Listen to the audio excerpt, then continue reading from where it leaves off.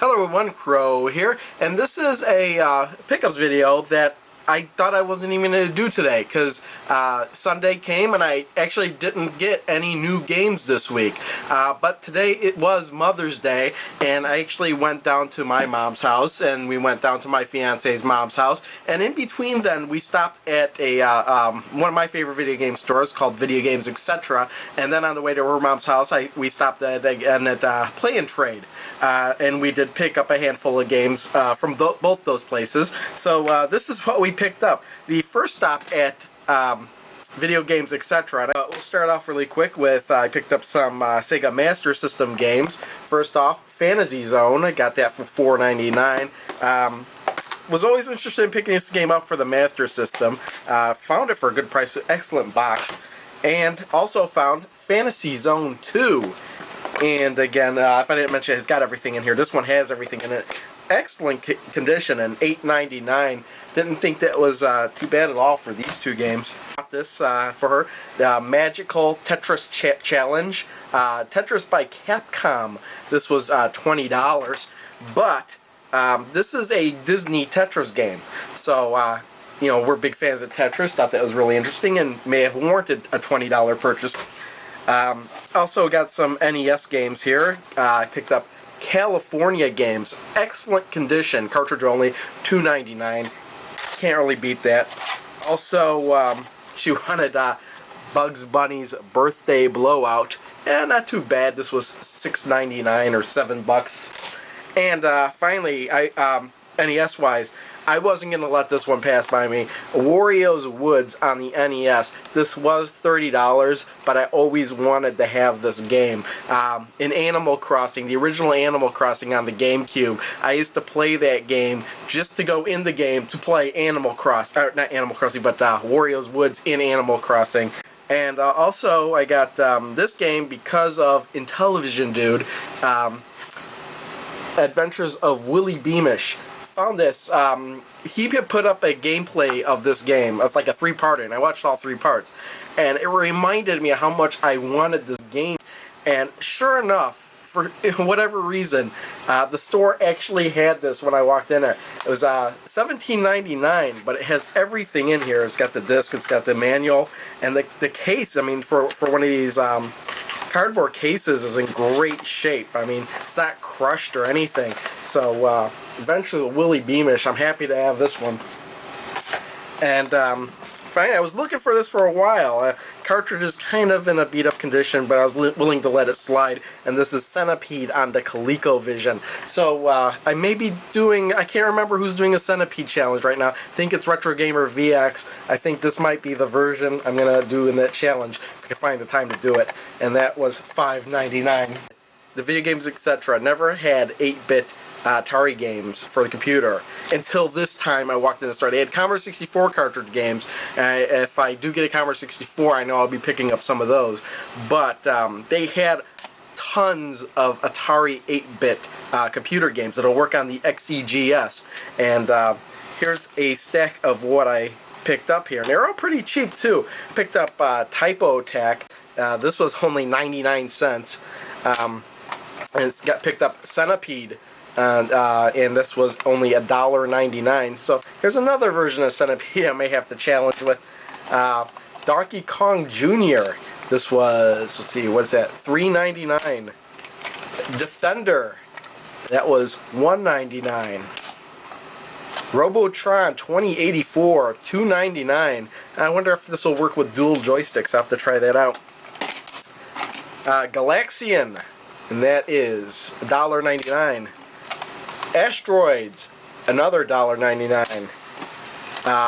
Pac-Man, to replace the Pac-Man I have that doesn't work, $1.99. Dig Dug, and that was $2.99. And I wasn't going to let this one pass me up. Bug Hunt for $2.99. I do have the light phaser for this, so it'll be interesting to see how that works. And I was not going to pass this one up either. Wizards of War, a great game. I want to see the 8-bit Atari version of this. $7.99. Paid a little bit more for it, but I think it's worth it for Wizards of War. And finally, we did pick up some cases or sleeves. I picked up 2 SNES sleeves, which is all they had. These are only $1 each. And then I picked up a... I don't know exactly how many are in here. There's a whole bag of NES sleeves. And these were only $1 each. There may be about between 20 and 30 in this bag. And then we did stop at Play and Trade. And again, in no particular order, or according to who bought it, we picked up these games. We picked up Super Dodgeball, great NES game. And this was $14.99. And upside down. There, certainly, this game is good enough to warrant that price. Picked up another copy of Gyromite. It was $4.99, but this one does have an NES adapter, a Famicom adapter in it. And we picked up The Simpsons, Bartman meets Radioactive Man. I can't see what I'm doing. $4.99, $5. I know my fiance wanted this one, and just because of the name, The Adventures of Rad Galaxy. It looked like it was $6.99. This includes the manual as well, Rad Gravity. Never heard of this one. It's got a little marker up there. I think I can get that off. And just thought this one sounded interesting. The Bard's Tale. I know this is basically a computer game. I don't know how well this plays on the NES. But it was $5.99. And Nightshade on the NES. This cartridge is kind of a little bit scuffed up. Maybe I could fix it up a bit, but this was $4.99. And Dragon Spirit for the NES. The New Legend. This was $7.99. Don't really know too much about this game. And I know she picked this one up. Galarian's Ash for the PlayStation 2. This was $4.99. And a new game she bought for the Wii, Calling.